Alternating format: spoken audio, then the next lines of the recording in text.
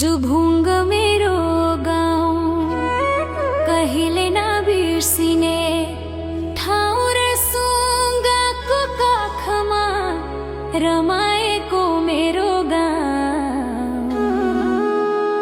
हटिया बजार झर्दा रमाइलो त्यो बाटो मेरो जिन्दगीको कहानी त्यही बाटै सुरु भयो।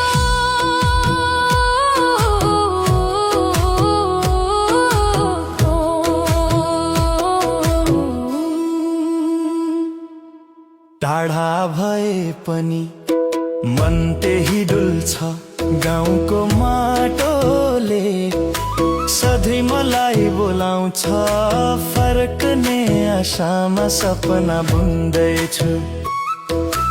जुभुङ्गको काखमा फेरि हरा